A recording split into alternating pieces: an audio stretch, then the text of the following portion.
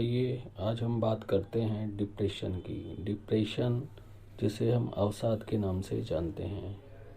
आजकल डिप्रेशन आम बात हो गई है। डिप्रेशन एक फैशन हो गया है। लोग छोटी छोटी बात पर कहने लग जाते हैं कि मैं भी डिप्रेशन में हूँ। आइए हम जानते हैं डिप्रेशन क्यों होता है। देखिए, यह सब स्टार्स से प्रभावित होता है, खान पान से भी प्रभावित होता है। जब हमारे स्टार्स की लोकेशंस इस तरह से सेट हो जाती हैं कि हमें डिप्रेशन से गुजरना ही पड़ता है। जब भ्रमण काल में स्टार्स चेंज हो जाते हैं तो डिप्रेशन भी दूर हो जाता है।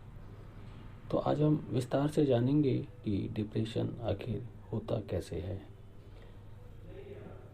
जब व्यक्ति जन्म लेता है तो उसकी एक कुंडली बनती है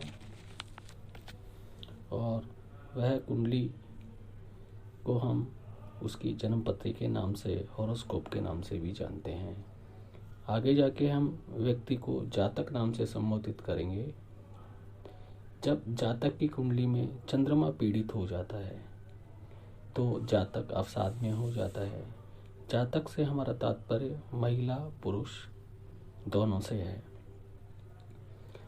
कहा जाता है और यह माना जाता है कि व्यक्ति इस तरह की बातें कर रहा है, इसका मतलब वह डिप्रेशन में है। तो निश्चित रूप से उसका चंद्रमा कहीं न कहीं पीड़ित अवस्था से गुजर रहा है।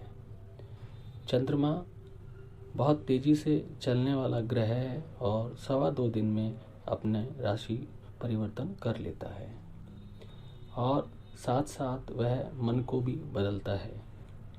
और कहते हैं कि मन बड़ा तेज है और चंचल है, बड़े तेज स्पीड से चलता है।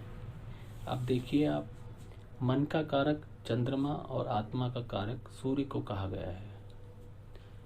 बुध और शनि भी डिप्रेशन के कारण बनने में सहायक होते हैं। जब लगन राहु में चंद्रमा राहु, सूर्य राहु कोई भी हो, 8वें भाव में राहु शनि हो, अष्टम में चंद्रमा पाप ग्रह में हो तो अवसाद होता है। लगन कुंडली के प्रथम भाव में राहु हो तो जातक को डिप्रेशन होता है। यदि चंद्र किसी भी रूप में शनि से प्रभावित हो तो वह स्थिति अवसाद होती है। लगन से तीसरे या 11वें भाव में हो तो यदि चंद्रमा शुक्र से प्रत्यक्ष अप्रत्यक्ष संबंध स्थापित करे तो जातक को अपनी पत्नी से डिप्रेशन हो जाता है। हमें यह भी सुनने में आता है कि इसकी शादी के बाद यह डिप्रेशन में आ गया।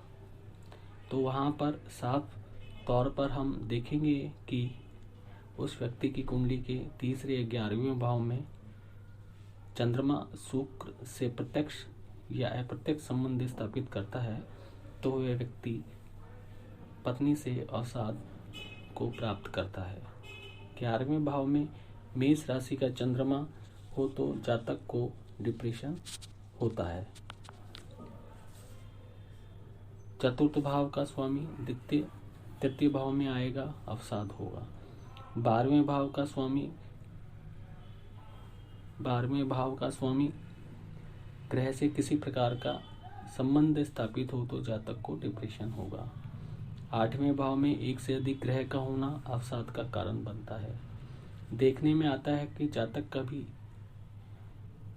समय तक डिप्रेशन में रहता है, वह धीरे धीरे डिप्रेशन दूर हो जाती है। तो निश्चित रूप से जो उसका चंद्रमा पीड़ित रहता है वो कहीं ना कहीं धीरे धीरे उस पीड़ित अवस्था से बाहर निकलने की अवस्था में आ जाता है तो व्यक्ति डिप्रेशन से दूर हो जाता है। लग्नेश, नवमेश, पंचमेश का यदि हम स्टोन धारण करने लेते हैं तो डिप्रेशन में कमी आ जाती है। द्वितीय घर, 7वां घर, बैठने वाले घर मार्केश होते हैं। चंद्रमा इसका मुख्य कारक होता है। तो इस तरह हम आज आपको यह बता पाए कि व्यक्ति डिप्रेशन में कैसे आता है। खास तौर पे व्यक्ति हम यहाँ पर और क्लियर करना चाहते हैं कि यदि उसका तीसरा, लग्न और 11वां भाव में यदि चंद्रमा शुक्र से डायरेक्ट इनडायरेक्ट कोई कोरिलेशन बनाता है तो वह जातक पत्नी से अवसाद को प्राप्त करता है। नमस्कार। आगे भी हम इस तरह के वीडियो लाते रहेंगे। आपका सहयोग अपेक्षित है।